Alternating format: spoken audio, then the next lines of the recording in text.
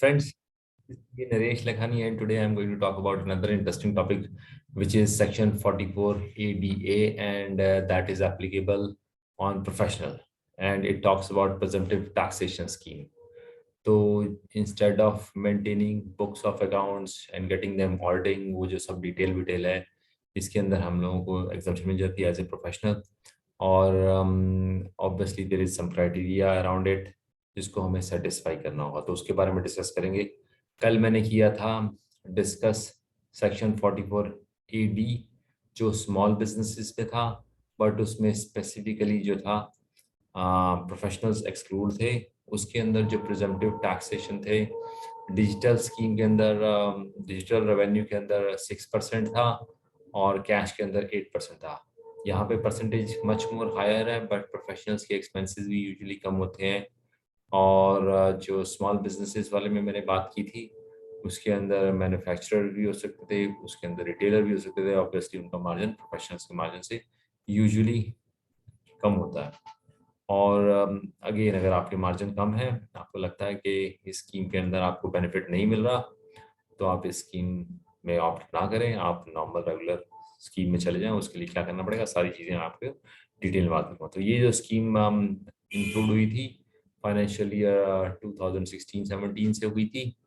उसके बाद जो है थोड़ा सा आसानी हो गई, and again this step was taken for the purpose of ease of doing business. तो प्रोफेशनल्स के लिए भी बिजनेस ही है, वो भी धंधा ही है, तो उनके लिए भी थोड़ा सा आसानियां क्रिएट करने के लिए इस प्रोविजन को लाया गया था. अब इसके अंदर जो सबसे इम्पोर्टेंट चीज़ है कि टर्नओवर या रिसीट्स कितनी होनी चाहिए. रिसीट्स जो है इसके अंदर 50 लाख रुपए से ज़्यादा की रिसीट, ग्रॉस रिसीट्स जो है, और ग्रॉस रिसीट्स का मतलब एक्सपेंसेस को हटा दो आप, वो 50 लाख रुपए से ज़्यादा की नहीं होनी चाहिए. तो अगेन एज आई मेंशन कि ये प्रोफेशनल्स के ऊपर एप्लीकेबल होती है. और जो पुरानी वाली जो स्कीम थी उसके अंदर प्रोफेशनल्स कवर नहीं हुए थे. नई वाली स्कीम के अंदर जो एडिशन किया इन्होंने कि स्मॉल बिजनेस के अलावा प्रोफेशनल्स को भी कवर कर दिया. एंड अगेन इसमें जो प्रॉफिट है, जो प्रॉफिट माना जाएगा, प्रिज्यूम किया जाएगा, वो 50% ऑफ द ग्रॉस टर्नओवर किया जाएगा. तो आपको कोई भी एक्सपेंसेस को जो नॉर्मल आपको मिलते हैं 30 से 38 के अंदर, उसका कहीं भी आपको कोई एक्स्ट्रा एक्सपेंस नहीं मिलेगा या एक्स्ट्रा डिडक्शन नहीं मिलेगी. आपको सिंपली जो भी आपकी ग्रॉस रिसीट्स हुई हैं उसका आपको 50% लेके चलना पड़ेगा. अब ये कौन कौन से एसएससीज पे एप्लीकेबल होगा, ये सारे एसएससीज पे नहीं होगा.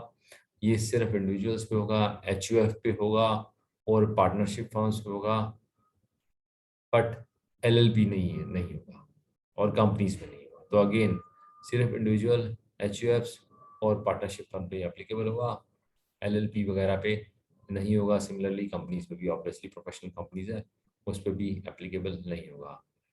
रिसीट्स का मैंने बोला, gross receipts less than 50 lakh rupees होनी चाहिए.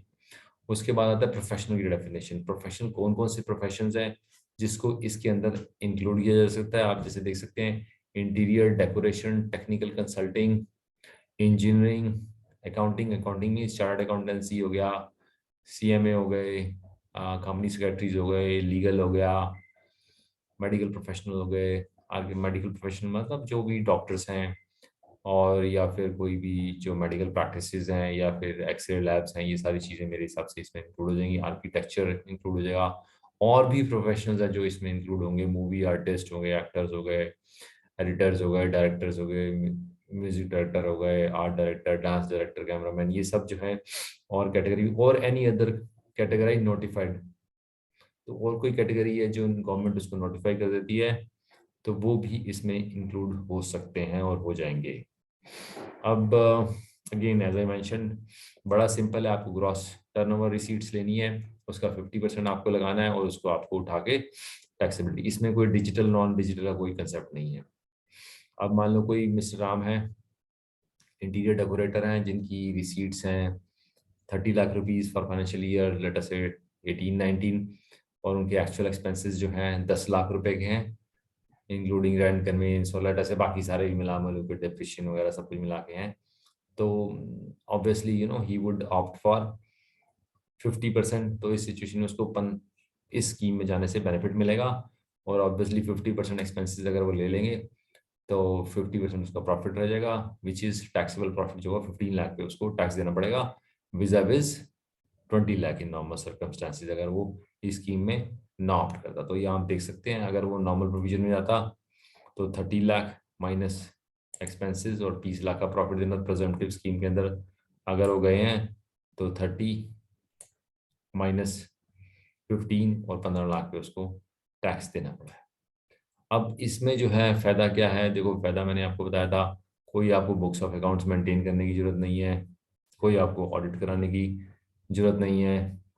अच्छा, इसमें जो है 44AD में मैंने डिस्कस किया था कि कम से कम 5 साल जो है आपको सेम, अगर आप प्रेजेंटिव में जाते हैं तो प्रेजेंटिव ही आपको मेंटेन करना पड़ेगा, लेकिन इसमें ऐसा नहीं है, आप हर साल इसको चेंज कर सकते हैं। और अगर आप प्रेजेंटिव आपको लगता है कि ये मेथड मेरे लिए सही नहीं है और मेरे एक्चुअल एक्सपेंसेस ज़्यादा हैं, तो आपकी चाहे रिसीट्स 50 लाख रुपये से कम भी हो, आपको ऑडिट करानी पड़ेगी और बुक्स ऑफ अकाउंट्स भी मेंटेन कराने पड़ेंगे, ऑडिट मतलब चार्टर्ड अकाउंट से ऑडिट करवानी पड़ेगी। तो आपको उसमें फिर आपको कोई फायदा नहीं होगा। मैं पर्सनली अगेन अपने प्रोफेशनल क्लाइंट्स को कहता हूँ कि आप इसमें चले जाओ, इजी है, छोटा मोटा अगर टैक्स का इधर उधर होता भी है स्टिल इट इज़ ईजियर। और कोई आपको बुक्स ऑफ अकाउंट्स नहीं मेंटेन करनी, और कहीं ना कहीं मेरे पर्सनल फीलिंग ये है कि इसमें जो है, और मेरा बिलीव है कि इसमें स्क्रूटनी के चांसेस भी थोड़े कम हो जाते हैं। तो अगर अगेन अगर आप इस स्कीम में नहीं जाना चाहते तो आपको अकाउंट्स मेंटेन करने पड़ेंगे और आपको चार्टर्ड अकाउंटेंट से ऑडिट भी करानी पड़ेगी। अगेन इसमें जो है सारे आपको जो भी डिडक्शंस हैं वो मान ली जाएंगी, आपको कोई एक्स्ट्रा डिडक्शन कोई डेप्रिसिएशन नहीं मिलेगी। और अगेन गुड पार्ट इसमें है कि 44AD की तरह आपको बाइंडिंग नहीं है 5 साल तक। और अगेन ऑडिट आपको करानी पड़ेगी अगर आपको लग रहा है कि आपके खर्चे 50% ज़्यादा हैं और आपका प्रॉफिट एक्चुअली 50% से कम है। अगेन जो भी आपके एक्सपेंसेस, जितने भी एक्सपेंसेस हैं, चाहे वो कंज्यूमेबल्स हैं, चाहे वो डेप्रिसिएशन है, चाहे वो प्रोफेशनल्स को आपने चार्ज दी हैं, चाहे वो सैलरीज हैं, चाहे टेलीफोन चार्जेस हैं, रेंट हैं, सब चीज़ें आपको ये मान के चलना पड़ेगा। सारी चीज़ें इंक्लूड हो गई हैं। अब इसमें ये ऑल्सो प्रोस्यूम किया जाएगा कि अगर आप कल को बेचते हैं कोई एसेट तो आपको आपने जो है डेप्रिसिएशन अवेल कर ली है, और आपकी रिटर्न डाउन वैल्यू जो है वो माइनस जो भी एसेट की आपने कॉस्ट थी माइनस रिटर्न डाउन वैल्यू जो है वो depreciation is equal to written down value जो है आपका बेस टैक्स बेस बनेगा। So this was all about presumptive tax. मैं एक बार फटाफट फिर कंक्लूड कर दूंगा सब, थोड़ा सा उसको मैं छोटे शब्दों में समराइज कर दूंगा। तो ये प्रिजम्पटिव टैक्स है, ये सिर्फ प्रोफेशनल्स के लिए, प्रोफेशनल्स की कैटेगरी मैंने बताया आपको, जैसे आर्किटेक्ट, चार्टर्ड अकाउंटेंट, साइट से CS, लॉयर्स, मेडिकल प्रोफेशनल्स, ये सब चीज़ें most of them get covered under this. आपकी जो रिसीट्स हैं वो 50 लाख रुपये से कम होनी चाहिए। आपको जो है 50% आप इसकी प्रॉफिट दिखा सकते हैं। इसमें आपको बुक्स ऑफ अकाउंट्स मेंटेन करने की जरूरत नहीं है और इसमें आपको ऑडिट करने की जरूरत नहीं है। अगेन अगर आप चाहते हैं कि नहीं इसमें मेरे को जो है मोर एक्सपेंसेस थे और मेरा प्रॉफिट इससे कम था, तो आपको बुक्स ऑफ अकाउंट्स भी मेंटेन करनी पड़ेगी और ऑडिट भी मैंडेटरी है। एंड अगेन इसमें ऐसे कोई 5 साल की लगातार करने की बाइंडिंग नहीं है जैसे 4480 में थे। So I hope you enjoyed my video, and if you like video channel तो प्लीज़ सब्सक्राइब कीजिए और शेयर कीजिए, and I will come with some new topic very soon. Thank you, bye bye, good day.